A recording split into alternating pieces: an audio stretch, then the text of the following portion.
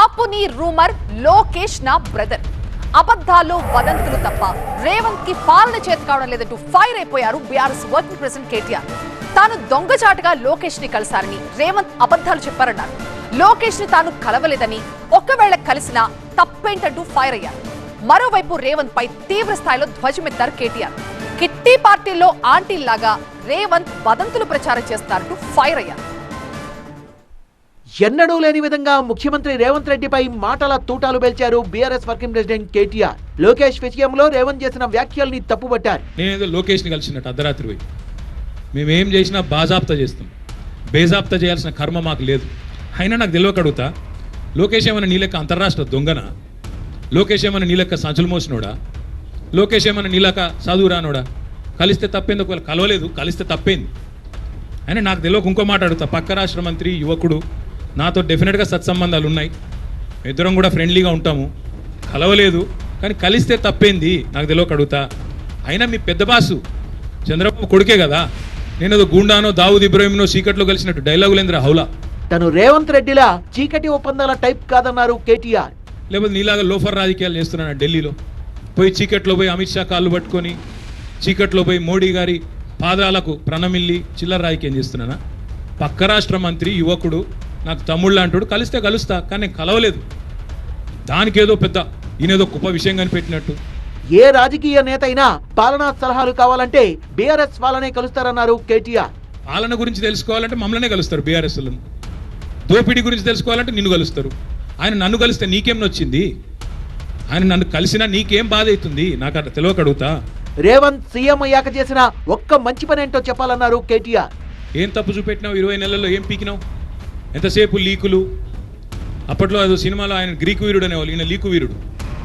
లీకులు తప్ప, చిట్ చాట్లు తప్ప నువ్వు పీకింది ఏంది, నువ్వు చేసింది ఏంది రాష్ట్ర ప్రజలకు కానీ రాష్ట్రంలోని ఏ వర్గానికి నువ్వు చేసింది ఏంది నేను అడుగుతా ఉన్నా. కేసుల విషయంలో రేవంత్ రెడ్డి లై డిటెక్టర్ పరీక్షలకు సిద్ధమా అంటూ సవాల్ విసిరారు రామారావు.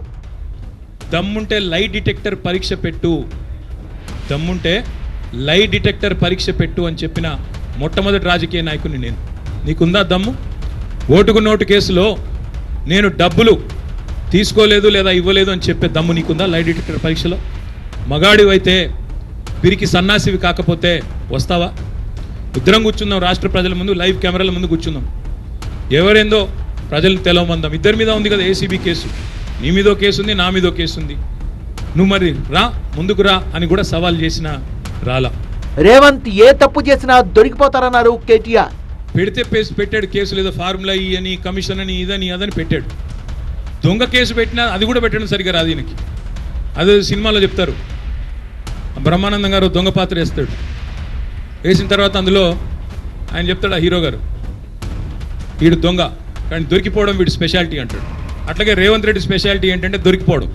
రేవంత్ కు ఆరోగ్య సమస్యలుంటే ఆసుపత్రికి వెళ్లాలన్నారు బీఆర్ఎస్ వర్కింగ్ ప్రెసిడెంట్. ముందు పిచ్చోడైపోయి బట్టలు చింపుకొని రోడ్ల మీద పరిగెత్తలాగున్నాడు.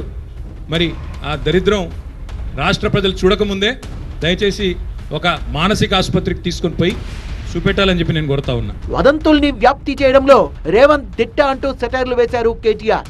మధ్యాహ్నం కొంతమంది బాగా డబ్బున్నోళ్ళు కిట్టి పార్టీలు చేసుకొని వీళ్ళ గురించి వాళ్ళ చెవులు కోరుకోవడం, వాళ్ళ గురించి వీళ్ళ చెవులు కోరుకోవడం, అది జరిగేది. ఈయన కూడా అట్లాంటి కిట్టి పార్టీ ఆంటీ ఈయన రేవంత్ రెడ్డి గారు.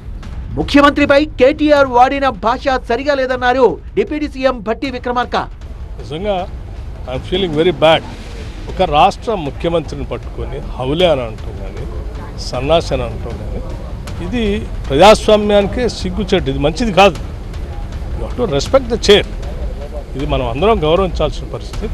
సభ్య సమాజంలో ఉన్న ఏ ప్రజానాయకుడైనా, ప్రజా జీవితంలో ఉన్న ఏ నాయకుడైనా భాషని, తను మాట్లాడే విధానాన్ని తప్పనిసరిగా ఆత్మపరిశీలన చేసుకోవాలి. కేటీఆర్ కాంగ్రెస్ ప్రభుత్వంపై విమర్శలు మాని తమ పార్టీని చక్కదిద్దుకోవాలంటూ హితవు పలికారు మంత్రి పొంగులేటి శ్రీనివాస్ రెడ్డి. ఏ రకమైన డోకా అభద్రత లేదు. ఈ పార్టీ గురించి మీరేంది చెప్పేది? మీ పార్టీలో ఉన్న సంక్షోభాలు, మీ పార్టీలో ఉండే అలజడలు, మీ పార్టీలో ఉండే కోవర్ట్లు అని ఏదైతే చెప్పారో మీ సోదరిమని, దాని గురించి పరిశీలించుకోండి. సాగునీటి విషయంలో బీఆర్ఎస్ చెప్పే అబద్ధాల్ని ప్రజలు నమ్మడం లేదన్నారు మంత్రులు భట్టి పొంగులేటి.